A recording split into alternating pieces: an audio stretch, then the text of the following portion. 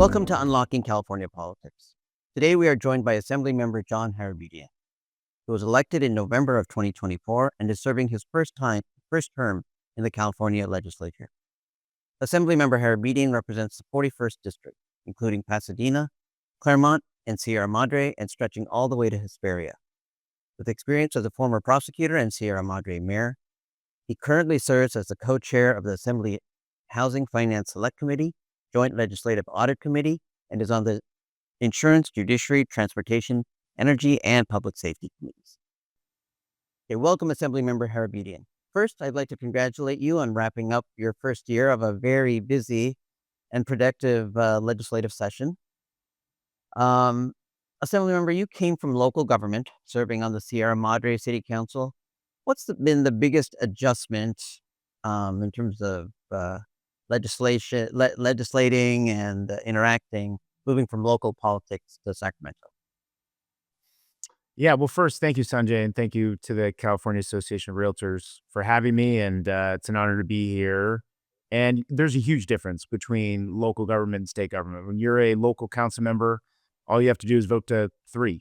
There's 5 of us council members, and I served 8 years, and if I wanted to get something done, I needed 2 friends, and we could do what we needed to do to help the community, and you would usually see immediate effects of that, whether it was a zoning change or whether you wanted to put in an improvement in the park or help your neighbor with something.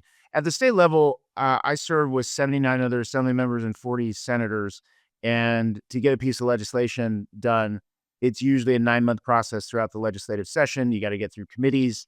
You have to make sure that you are working your bill with a lot of different constituencies. And even if you are lucky enough to get your bill done, the effects of that bill might not be seen for a year, 2 years, or maybe never, because, things could happen in the process of implementing it where years down the road, it still doesn't actually get off the ground. So I think it's just immediate impact, seeing what you're doing as a council member versus at the legislative level, really feeling like you're part of a larger organization, not seeing immediate gratification for what you're trying to do. But that's all part of it. It's all different, but it's all important. I think one thing some of our listeners think about is, you're part of a Democratic supermajority, but even within that supermajority, Democrats like yourself have, individual assembly members have challenges getting legislation done. Could you speak to some of the issues that arise with that? And also, I've spoken to some of the Republican members who are in higher fire areas who speak very positively of their interactions with you. If you could talk a bit about sort of operating within both the Democratic supermajority, but also working across the aisle with some of the people who share some of the concerns that you do.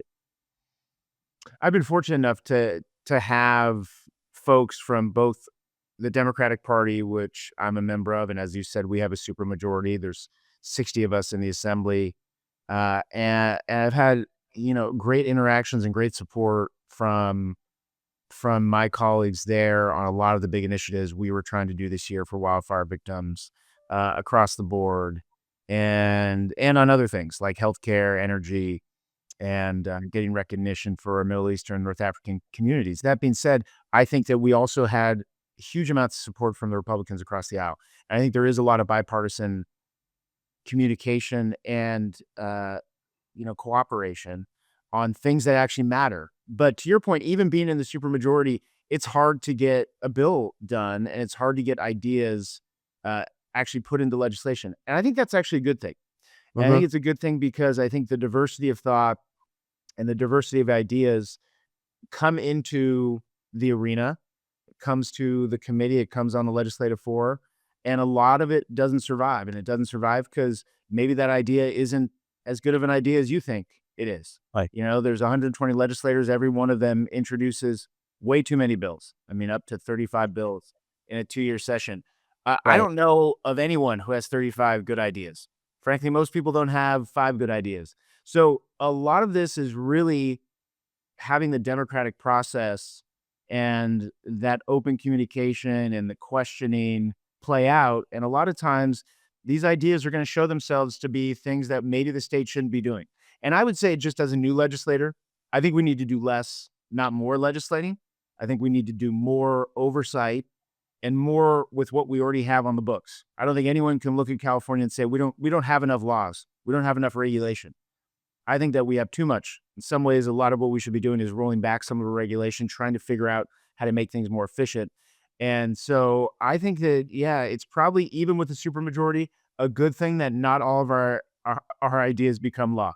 And, and whether that means that I have to sacrifice some of my bills, so be it. You've also served, so you've had a career outside of politics. You've been a prosecutor, mayor, and well, I guess that's politics, but a prosecutor. How was your legal experience? And I know you work for various law firms and you did some legal aid work. How's that experience shaped the way you approach legislation? I've always loved being an advocate and being a lawyer, whether I was in private practice or a prosecutor. You're always seeking the truth, you're seeking justice, and you're advocating for whoever your client is. As a prosecutor, that was the people of California. In private practice, that's whoever hires you. And I do think that everyone deserves a zealous advocate, and that has translated very well into being a legislator, being an assembly member, because I do think that at a local level, I got real experience as a council member and mayor, standing up for my constituents and fighting for them every day. And I think going to Sacramento, you represent 500,000 people. You represent 500,000 people. I represent over 11 cities, many different unincorporated areas. You need to be very focused on making sure that every day you are advocating for all of your constituents' interests, which are going to be varied and they're going to be diverse and they're not going to be the same. The folks that live in La Cañada and Pasadena are going to have different interests than those that live in Pinion Hills and Hesperia and everyone in between. And I do think my legal background has helped me focus on applying the facts to the law, knowing what is the truth versus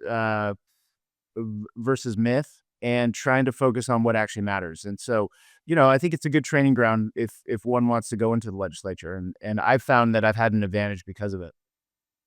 Just something you did mention, which struck me when I did actually look at your district. I used to, prior to moving to Sacramento, I lived in Pasadena, the Madison Heights part of Pasadena, and uh, Really? so I always think of you as being the representative of Pasadena. And I looked at your district, I was like, Hesperia. How, Yes. like, wow, okay, Rancho is filling out all the foothills. I mean, you've got a very diverse district. Um, We do, and it's an amazing yeah. district, but it's diverse in geography, it's diverse in population, and in need and want, and I think that is typical of many assembly districts, but mine is extremely, you know, expansive across the foothills. Now, some of my colleagues in Northern California have 7 counties, and it takes them hours to get from one tip of their district to the other. So some have it even worse. And I think that it's just the beauty of being in the assembly. Everyone kind of has a different flavor of ice cream that they're bringing to the table.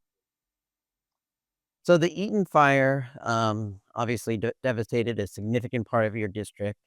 And while the fire is often conflated because of the timing with the Palisades fire, it's in many ways a very, very different community. How was that experience? I mean, this is your first year in the legislature, and obviously having a major disaster occur in the heart of your, in a significant part of your district. How has that shaped your priorities this year? It's completely shaped my priorities, and frankly, everything that I really have been focused on for the last 9 months has been, for the most part, trying to help wildfire victims, trying to rebuild our community here in Altadena, and making sure that over the next year, 2 years, 5 years, these people are never forgotten. They're made whole, and the process for rebuilding their lives goes quicker than expected.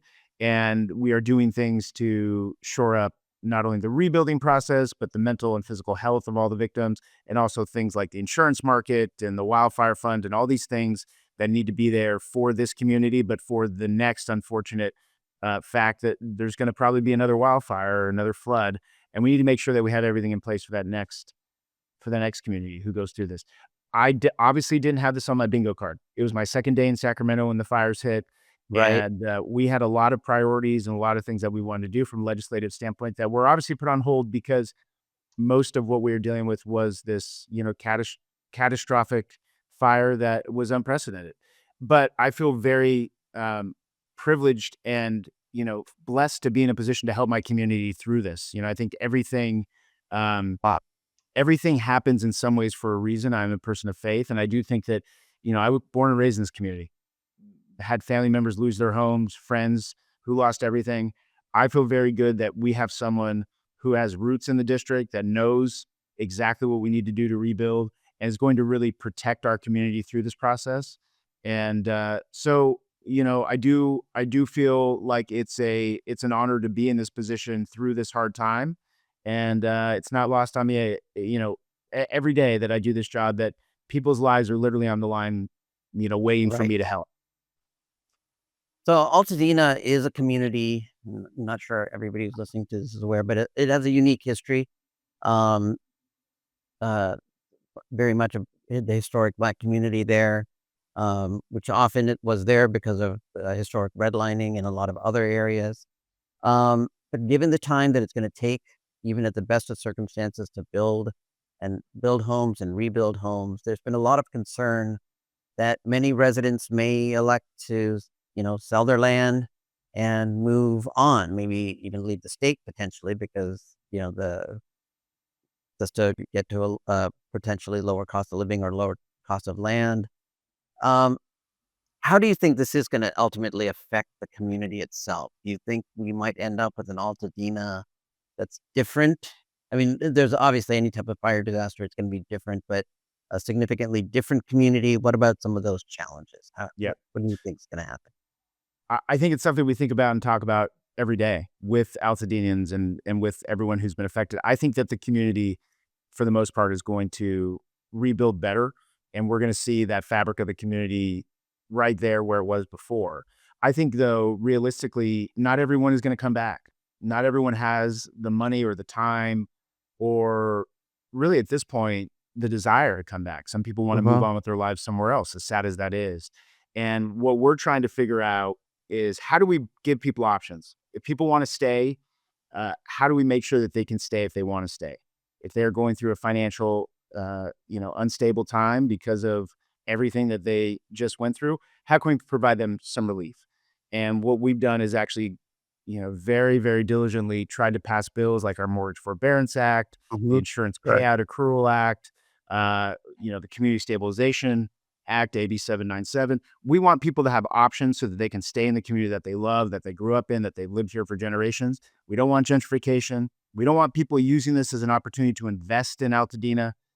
Folks who, think that this is a great opportunity to buy, uh, you know, profitable real estate at a cheap price. We want people to be able to stay here and keep their families here. So I think that most folks will stay here, and I think the resilience that I've seen from the community has been awe-inspiring. And I think that the community really has risen from the ashes, and people are really kind of block by block, arm in arm, sticking with it. And I think it's a long road. I mean, we're going to see in a couple of years what it looks like, but my hope and what I think is going to happen is you're going to see Altadena back better than it was before. Yeah, and actually, given my knowledge of the community, I'm not surprised. I think the historical roots are really strong. The sense of community is very strong there. But going to what you said, I think even people who might still have a love for the community, it's traumatic. Fire's traumatic. I could see people just going, I don't want to ever even deal with anything like that again. So it's challenging. You can't Um, blame it, and you can't blame it. And I think that you have to yeah. have a lot of grace for anyone going through this. Anyone who is affected, whether it's a total loss or smire, smoke and fire that created, toxins, and I do think that, or those that were tangentially, impacted. I think people need to have some real grace for whatever they want to do, and we're trying to give them that space. So in response to the wildfires, as you mentioned, you, as well as other legislators, have passed a number of measures. Can you discuss some of the ones you mentioned, forbearance, and many of the mortgage-related ones that you've been involved in? Um, what are those that you think have been some of the more significant ones uh, that were enacted and that will provide some of the needed assistance? Well, the way that I viewed the recovery process is really in three buckets, if you will. There was financial burdens that victims were going through. There was physical burdens, health burdens that they're going through, and then there was the mental health burdens that they were going through. So on the financial side, those were the ones that were most acute, most most quickly, and they became apparent that people were going to go bankrupt, and they weren't going to pay a mortgage on a piece of property that a house no longer was there or they couldn't live in, pay rent, try to rebuild their lives, and so the Mortgage Forbearance Act was really the first piece of Uh-huh. legislation that we introduced because we knew that people needed to have some immediate relief so that they could get back on their feet, have some time to put their financial affairs back in order, and really try to get through this painful time. So that bill, AB 238, was signed into law. It will now give wildfire victims up to 1 year of mortgage forbearance. It's not enough. I wish we could do more, but it's a good start. And I think that's a big step in helping people get through this difficult time. We also knew that folks who were getting insurance payouts to actually rebuild their lives, that money was being held up by either mortgage servicers or other financial institutions. And that money was being actually used to earn interest by those financial institutions. We passed AB 493 so that any interest on that money should be paid to the victims. And now going forward, all that money will be paid to the victims and not to the banks. And again, that's just a little help on the financial side for the relief that people need. And then when you think about physical rebuilding, we knew that right now a lot of folks are being subjected to predatory offers, unsolicited offers by people who are trying to buy a dollar for 40 cents. The Community Stabilization Act, AB 797, really was trying to make sure that people would get fair market offers on their properties. And that's really using state CRA funds from financial institutions, not budget dollars. And that's on the governor's desk, and we'll see what he does. We also introduced 8239, which would actually lead the physical rebuild. It would institute a state-led disaster housing task force to make sure that the state is the quarterback. We're making sure that all the resources from FEMA and local government are being coordinated so that the permitting process, the funding process, everything is as efficient as possible so people can rebuild. And then on the mental health side, what we heard right away was people were suffering from mental and emotional effects of this devastating fire. Depression, Mm-hmm. PTSD, anxiety. Folks couldn't go to work. They couldn't go to school. They saw their home, their place of worship, their school, maybe all three burned down. And folks were really hurting. And we introduced AB 1032, which would provide up to 12 visits that were covered by health plans with a licensed behavioral health specialist for any wildfire victim. And this is something that's so critical because our mental health services need to have parity with our physical health in our health system, and we're not seeing that. And I think in the best of times, people need mental health care and they need it covered and they don't want to go out of pocket for it because they're not going to do it. In times like this, people really, really need it. So we're very proud of AB 1032. That's on the governor's desk, and we really hope that he signs it so that folks can continue to recover up here and in their heart and Right. have a Right. a well-rounded recovery during this time. One of the things you did touch on, of course, was homeowners insurance. C.A.R. is supporting the Commissioner Lara's sustainable insurance strategy to help stabilize the market and hopefully, and it looks like we are actually starting to get more insurers back into the market or at least expanding their coverage. I think 5 companies recently announced either expanding or returning to the market. Um, what other steps do you think would be helpful to help get more insurance back, private market, non-fair plan insurance back into the marketplace? Yeah, and I think the sustainable insurance plan is a great step forward, and it's long overdue. And I think that will actually bring some great benefits. I think we need a couple things. I think we need more oversight and ensure that insurance companies are writing policies where they should be writing policies, and to the extent they are writing policies, they are living up to and adhering to the contractual obligations that they have entered into with the homeowner. And I think that's very important. So we need continued diligence to hold everyone accountable so that the Uh-huh. market actually, appropriately functions. That being said, I think the other big piece is we need more. We need more competition. We need more people, as you pointed out, in the marketplace writing insurance policies so that prices come down, so that risk is dispersed, and we don't have what we have now, which is a large amount of risk in very few insurers' hands, which is driving costs up for consumers and ultimately driving more people to the FAIR plan. And the FAIR Right. plan, although that's the insurer of last resort, as most people have heard about, it's really not a good option for anyone. And so we need to get to a place where the FAIR plan is no longer a place where anyone needs to go. And I think the only way you do that is you open up the market, you create incentives for insurance companies to come back. And I think with that open competition and more entrance into the market, the consumer is the real beneficiary of that. And I think that the sustainable insurance plan will help with that. But I think we need to be dead set on making sure that any insurance company throughout the country is writing policies in California, and they can do it in a way where it's affordable for everyone involved. I know, as you mentioned, the FAIR plan is supposed to be the insurer of last resort, and increasingly, especially we have a lot of members in rural or in other parts of the state, which have been, frankly, FAIR plan only for quite a while. And yeah, I mean, I think a lot of them, to some extent, was like, well, the urban areas are finally feeling this, um, so they understand where we're coming from. Well, and I will tell you, I heard from person after person that were on the FAIR plan or kicked off of their private insurance right around the time the fire happened. And my district, to be clear, in the 41st district, from Pasadena all the way out to Wrightwood and Hesperia, this is a problem. More and more people every day are being kicked off their insurance plans or paying 4 to 5 times more than they were the year before.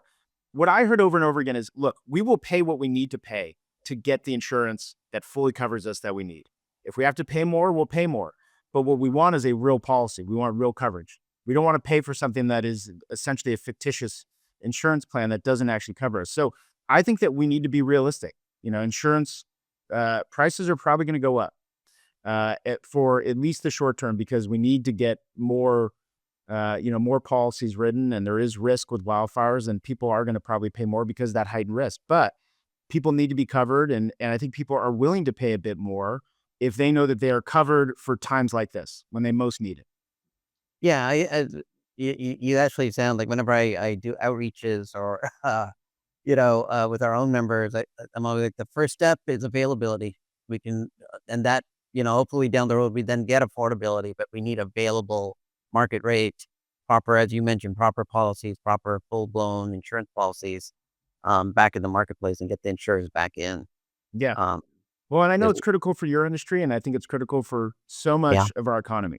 Without a functioning home insurance market, California doesn't operate. I mean, this is a place where generation after generation has built their wealth and their hmm retirement and their future off of their homes. They want to protect it. We saw many, many, and unfortunately thousands of families that just went through the heart wrenching experience of losing everything without insurance.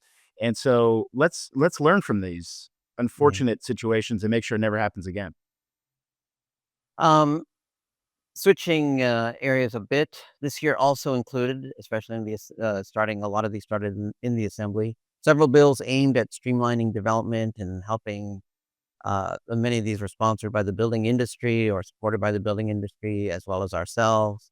C.A.R reform for various types of development also as part of that broader effort. Do you think these changes that were made this year will lead to meaningful change, sufficient to boost the housing supply, or are we going to need further measures? Kind of going to what you said earlier about, we enact a lot of bills. Sometimes it feels like we should wait a little and see what happens. And I'm just gonna quickly use something which I believe it was SB 330 from Skinner. Mm. Um, I talked to when I used to go do some outreaches, I would talk to some developers, and they're like, "Oh, nothing seems to work." And then a year or two later, it was like, that was incredibly important. Streamlining that's been amazing to us, but they didn't realize it at the time necessarily. So Yeah, it takes some time, right? And I do think that all the things that we've done over the last couple of years to streamline permitting, the latest effort to exempt infill housing from CEQA, which I think was huge. I think that is a huge step right. forward to building the housing units that we need. I think all these things in conjunction with each other do make a difference. And I'll tell you, it does a lot more than doing nothing. We've seen over the past 30 to 50 years what doing nothing looks like. And that leads to a marketplace where there's not enough housing. People are getting priced out of their communities. Folks who otherwise should be able to buy homes don't have any sort of pathway forward.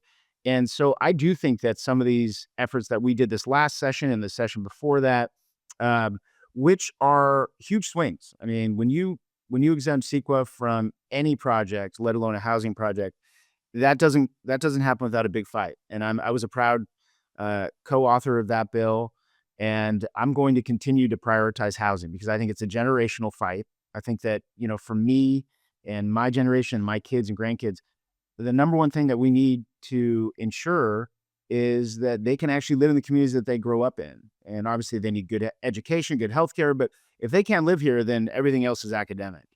And so I do think that we're going to see some real improvement. I don't think it's going to be a panacea. I think the big problem, Sanjay, with building housing and having enough housing is the economics.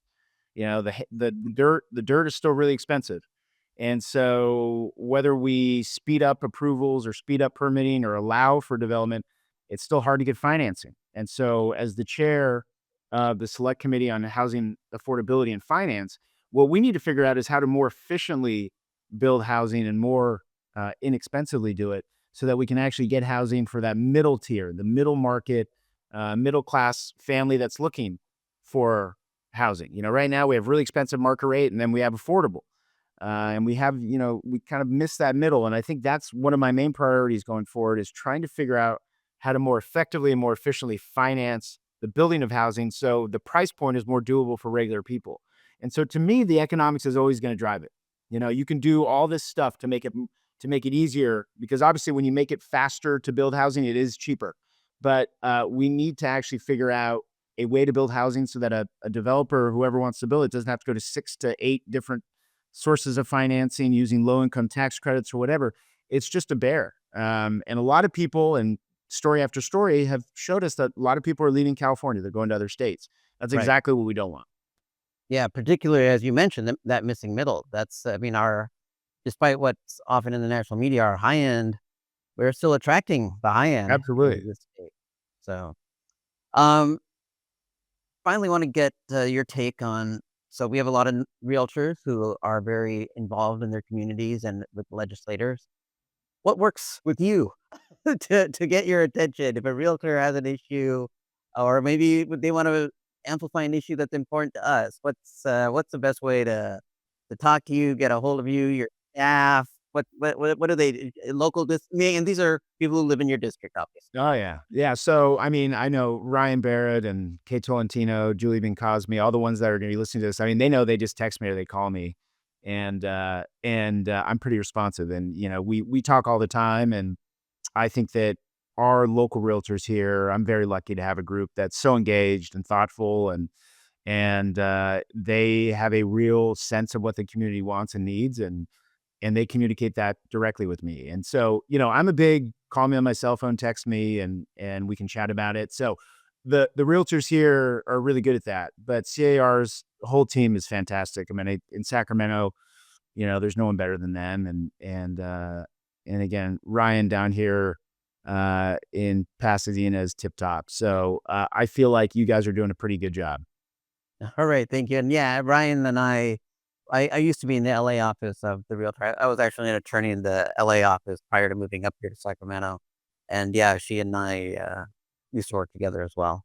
Um, Yeah, I mean, look, all roads to the assembly, in some ways lead through Liza and C.A.R. So I think you guys are really a good indicator and a bar for making sure that anyone who is running or in the assembly or the Senate, has a good idea of what their local kind of real estate's needs are. And I think the realtors are great voices for that. So, thank you for everything you guys are doing. are there any closing remarks you'd like to give to us about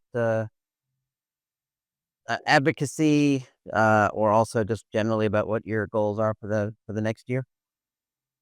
Well, thank you for having me. I always love to be with you guys and share ideas and hear about thoughts from your end. And I appreciate the open dialogue and look forward to it for years to come.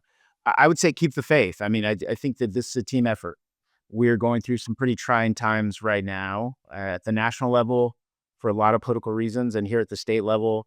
from a budgetary standpoint and from sort of a lot of the challenges that we're seeing coming down the pipeline. This is a really hard time to legislate, and I think we need all hands on deck. We need everyone rowing in the same direction. And I do think for anyone listening to this, whether they're within C.A.R. or elsewhere, get involved, stay involved, and have faith. I have a lot of faith being in the legislature, seeing what's going on.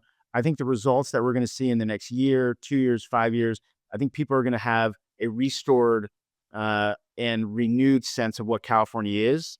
And I think it's going to start looking a lot more like the place where we grew up. And I think that opportunity, that American dream, that California dream, is something that motivates me and it motivates a lot of my colleagues. And we're fighting every day to try to reinstitute that. And we can do it with your help. And that's the truth. There's zero chance that we can do it alone. And so thank you for doing things like this and everything you guys are doing to advocate.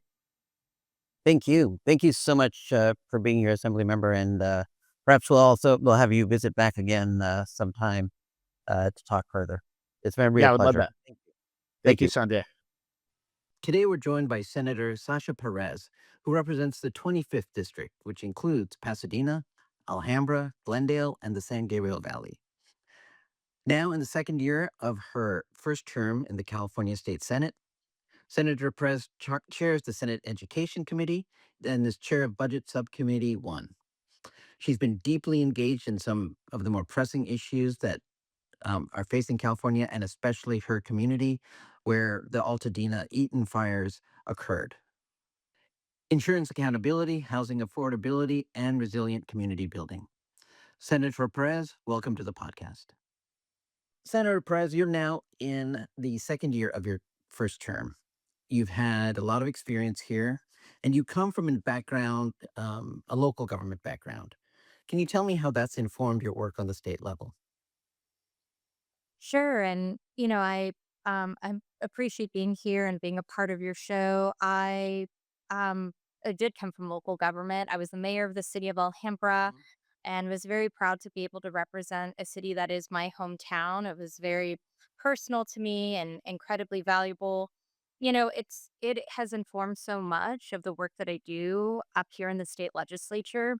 I remember being a local elected official and oftentimes feeling like there was a huge disconnect between the choices and the decision making that was happening up in Sacramento versus what was going on the ground in our communities. And so I really take it as a point of pride to try to make sure I'm communicating and reaching out to my local constituents, that they are very much a part of my decision making process, hearing their feedback, hearing their ideas and their concerns.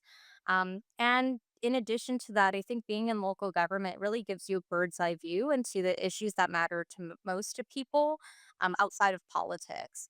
And you really come to realize that we have much more in common than I think many of us even realize. And obviously, there's a sense the scale is bigger on the state level. But if you could just talk briefly about maybe some of the differences you find working as an elected on the local government as opposed to what you're doing now as a state senator. Yeah, so, I would say some of the biggest challenges and differences between being in local government versus state government is one, the size of the body that you're navigating. So I was, one of five on a city council versus now I'm one of 40 within the state senate. And so dealing with a much larger body means that there's more time that you have to invest just in terms of outreach, connecting with your colleagues. It's more people that you have to connect with. In addition to that, there's also a timeline piece that I found that is really dramatically different. At the local level, I can introduce an emergency ordinance or an urgency ordinance that can go into effect between 30 to 90 Wow, days. that's a good point. Um, Here at the Hmm. state level, most of our bills don't go into effect. If we're lucky and we have urgency language in them, it'll go into effect in October, but most of the time it's not until next year. And so when it comes to us really taking quick action up here at the state legislature, we move a lot slower. The process is one that moves a lot slower, which makes sense. The decisions we make up here impact the 40 million plus people that live in California versus when I was the mayor of the city of Alhambra, I was making decisions that were impacting 90,000 residents. Yeah, it's always crazy because you mentioned you're one of 40 and our population is about 40 million. It's kind of it's amazing that you're representing basically a million people. Yes. That's it's really it is it's kind of really striking at that point. You also have a background in community advocacy. How has that informed your work? Impacts everything that I do, starting from local government until now. I believe, and my team knows this because they've now been working with me for a year, and ground up legislating. That's my approach to legislating, and so that process looks like talking directly with stakeholders, talking with communities on the ground that are being directly impacted by an issue, and using their stories, using their experiences to drive the legislative process. So before we introduced legislation, we held a series of roundtables with different impacted communities across Senate District 25, whether it's immigrant communities and talking with many of those nonprofit organizations that are serving those communities, also meeting with fire survivors and hearing some of the challenges that they continue to face. That's how I legislated when I was on the Alhambra City Council, and it's how I continue to legislate while I'm up here in Sacramento.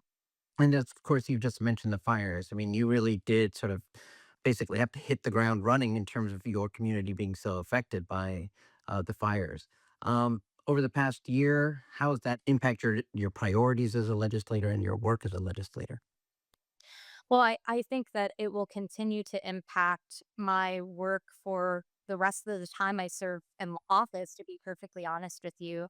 I never anticipated that I would be navigating one of the most destructive fires in California history in my second day in office. And I've learned a lot about everything from the challenges within our insurance market to the rebuild process, from even navigating disaster aid, FEMA applications, and how that impacts how you create a GoFundMe page. There was so much that I did not know when I first came into this role that I had to learn in real time in order to answer the questions that my constituents had. So it has really opened up my eyes to an entire new policy area that I never had touched before. So I've really dove in deep, and you'll notice a portion of our legislation is really directed at addressing some of those issues, and I anticipate that that will be the case for years to come. So one of those priorities, I assume, is insurance availability, making sure insurance companies are taking care of your constituents. Can you talk about a bit about what some of your priorities are in the insurance and affordability, availability, and responsiveness area are? Yeah, absolutely. We have three bills in the insurance space. The first two, 877 and 878, are really pieces of legislation that are intended to address some of the challenges that fire survivors are facing right now. Hmm. What we found is that many of our survivors are facing delays in their rebuild process because their insurance company has continued to delay actually providing them with their claim and with the money that they are rightfully owed. And there's already laws against this Hmm. that actually require that your insurance company is supposed to respond to you in a timely manner and resolve your claim and your request in a timely manner.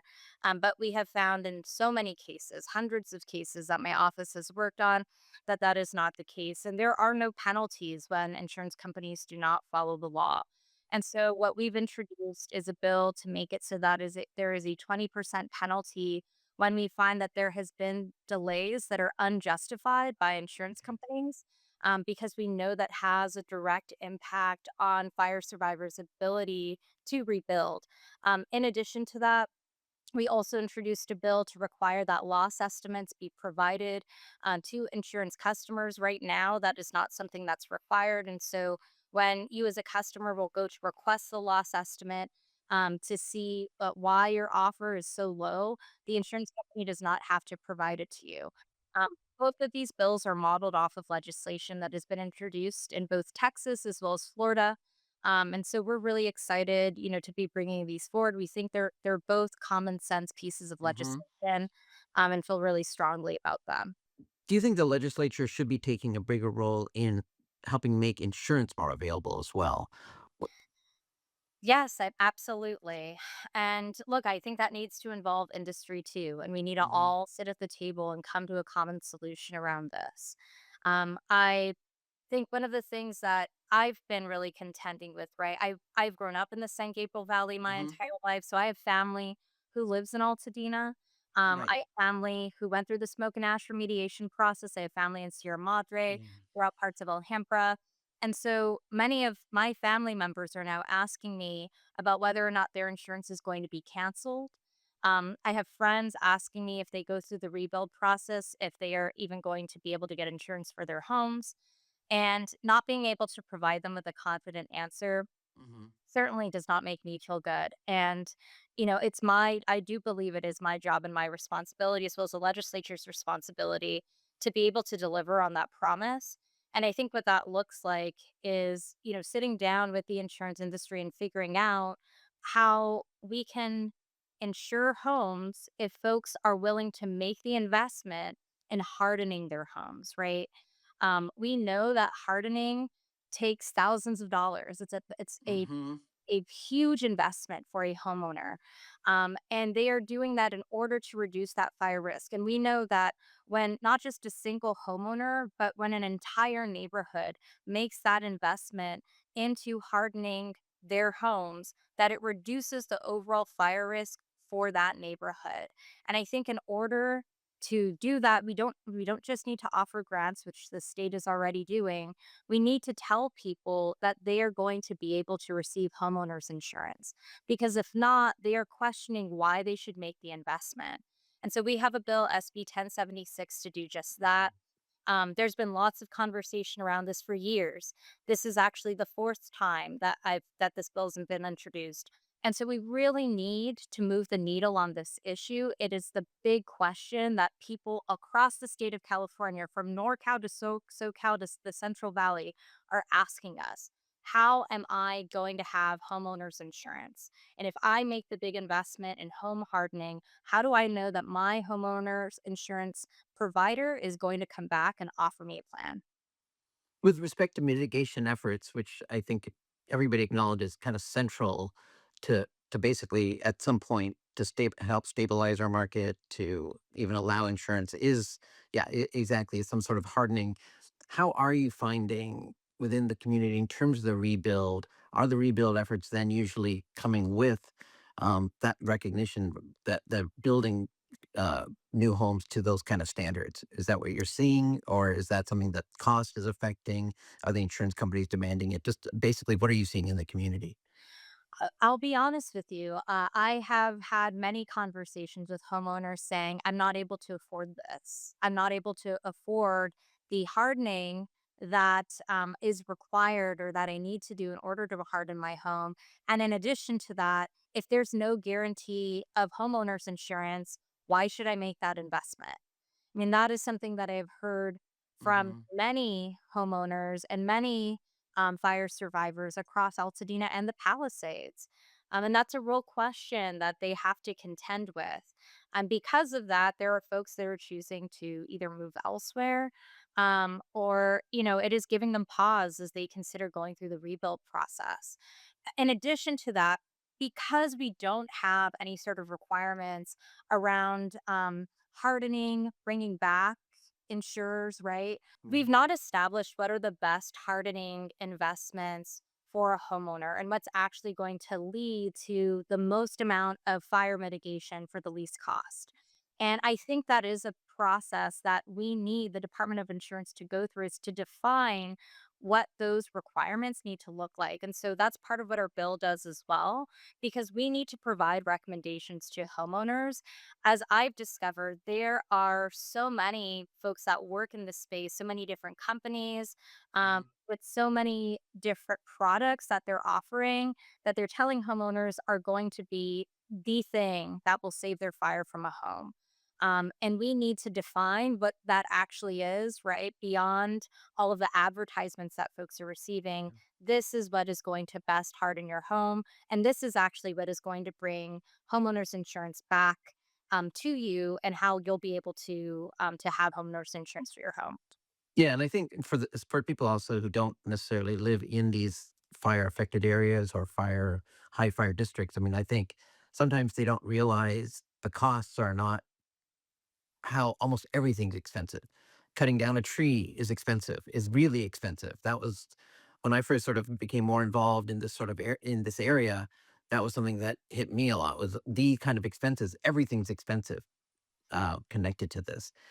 There's nowhere you need a permit to cut that tree, That's right. and and that permit can cost as much as the tree cutting. It's a very costly. Hardening's very expensive. Um, Altadena is is I would say a unique community in many ways. Its history is very rich. It's historically one of the a Black community, which had a very strong, long-standing community there, which has basically been devastated by these fires. Um, what are you seeing in terms of how people are responding to the fire? Are people trying to preserve that community? Are some people just going, "This is taking too long, I have to move on"? How do you see in terms of some of the effects on this on this very historic community?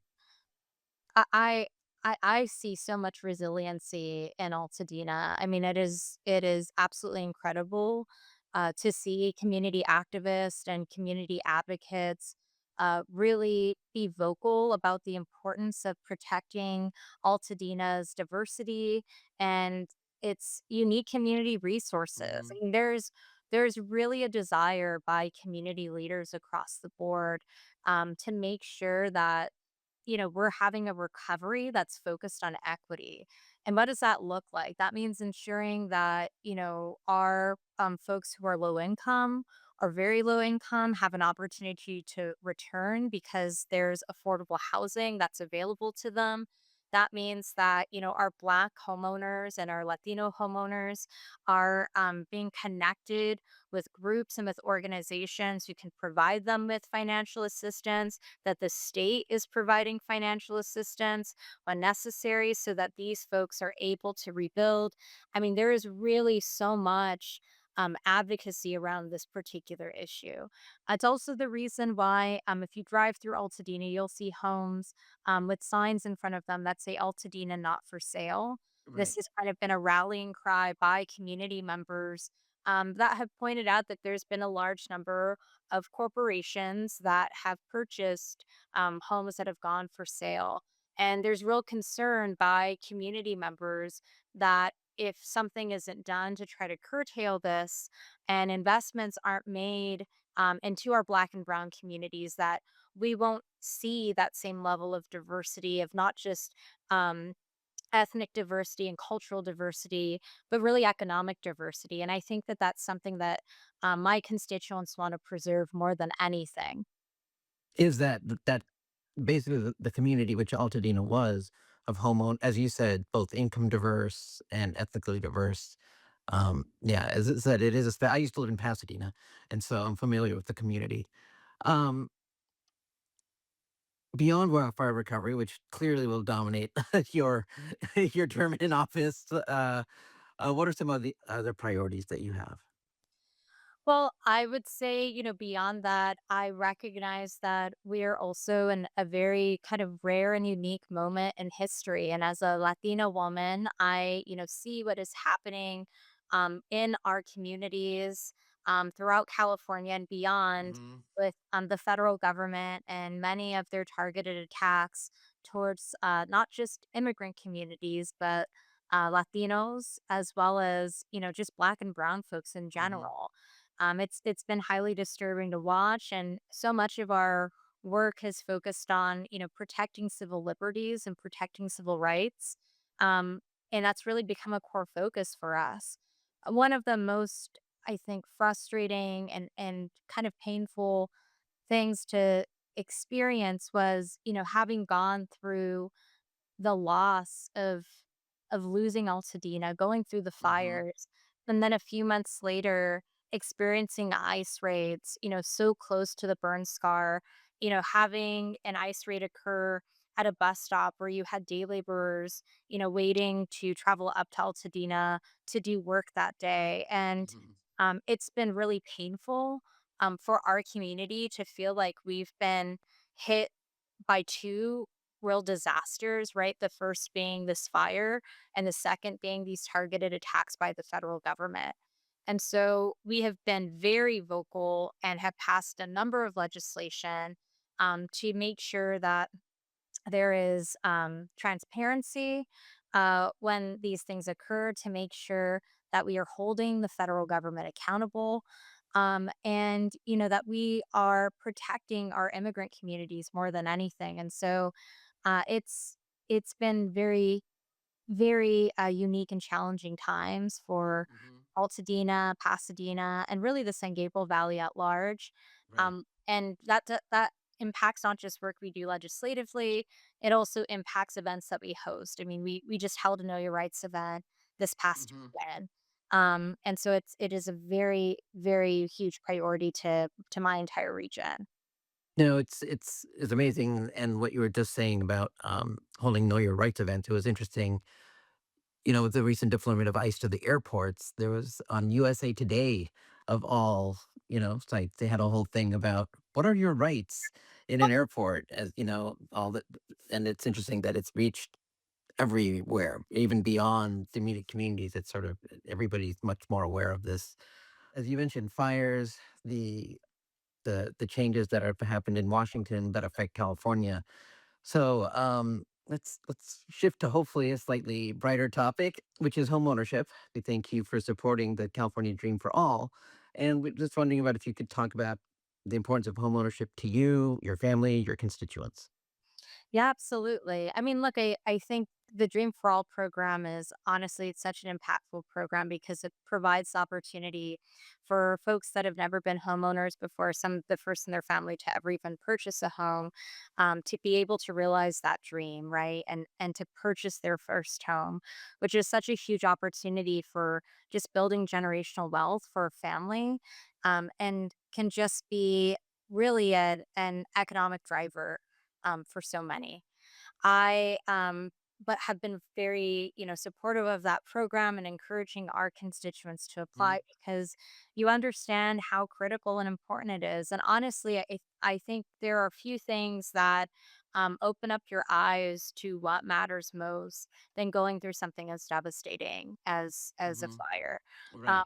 you realize that a home, as it is an investment, it is generational wealth, but it represents so much more than that to so many families. And what an impact it could have. I've talked to so many in my community who have talked about, their grandparents or great grandparents Mhm. purchasing their first home in Altadena, and that leading to, their children purchasing the home next door, and then their children purchasing the home across the street, and really the ripple effect that you see happen once somebody is able to attain homeownership. And I think that that kind of dream is something that I want to see for so many Californians, and for myself as well. I'm a renter, and I see in real time just how expensive the housing market has become. Mhm. So we really need to do more as a body to make homeownership more accessible. There is certainly work that I'm excited to do in that space, and looking forward to doing. I did not run for office anticipating that I would be navigating these two major I disasters. know it's um, that's what I was saying. I wanted it's been pretty intense, clearly. Yeah, but I really look forward to being able to focus on some of those, I think, key like kitchen cabinet issues, right? I chair education, right? Making sure our kids have the best schools to go to, making sure housing is affordable for everyday people, that we have access to clean water and clean air, all of these really fundamental things that I think matter most to all of us. And I get to do some of that. A lot of the focus of my work has now been on Right. fire recovery, but I look forward to just continuing to get to do more of that. And going to what you say, I mean, I know it's a cliche, but it is. It's a home, not just a house, right? And I think that that's Absolutely. something for a lot of people. And also, just wanted to, for our listeners, some of whom might not be aware, a lot of the nature, the diverse nature of Altadena comes from the fact that a lot of people were frozen out of other parts due to redlining and restrictive covenants. So that was an area available for diverse populations to buy because they couldn't buy in Pasadena and many of the surrounding areas, which some people, especially not from Southern California, may not be aware. Yeah. Um, Finally, our realtors are, as you know, very involved in politics and their communities. Um, for a realtor who wants to be involved or who's concerned about an issue, what are the things they should be doing? Like, let's say you've got a realtor in Alhambra who's really interested, like, they're so angry or upset about an issue.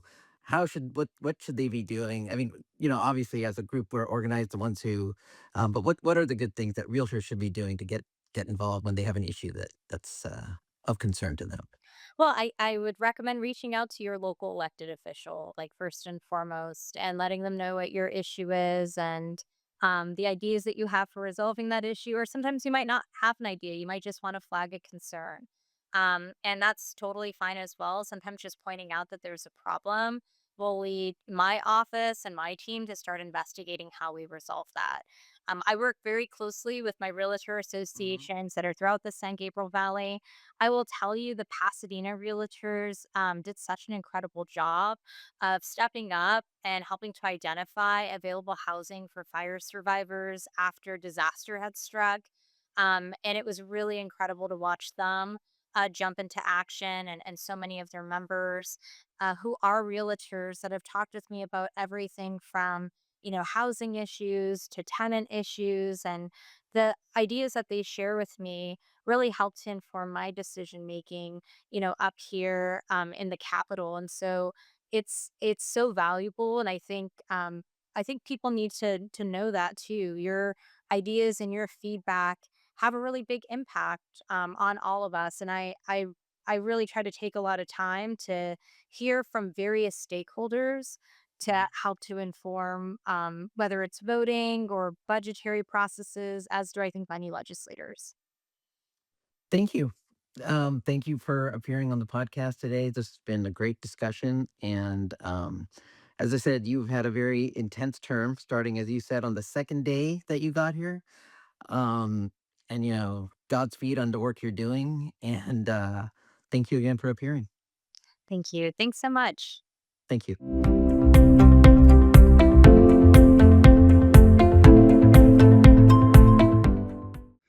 Disclaimer: the purpose of this podcast, brought to you by the California Association of Realtors, C.A.R., is to provide general and educational information and opinions from a wide range of perspectives regarding politics, voting, elections, legislative issues, and more. The opinions, beliefs, and views expressed by guests or participants of this podcast are solely their own and do not necessarily reflect the opinions, beliefs, or views of C.A.R., its affiliates, their respective directors, officers, or employees. Reference to any individual or entity does not constitute an endorsement, recommendation, or any other position or opinion regarding that entity or individual by C.A.R. This podcast does not constitute professional advice or services of any kind. This podcast is available for private, non-commercial use only. You may not edit, modify, or redistribute this podcast.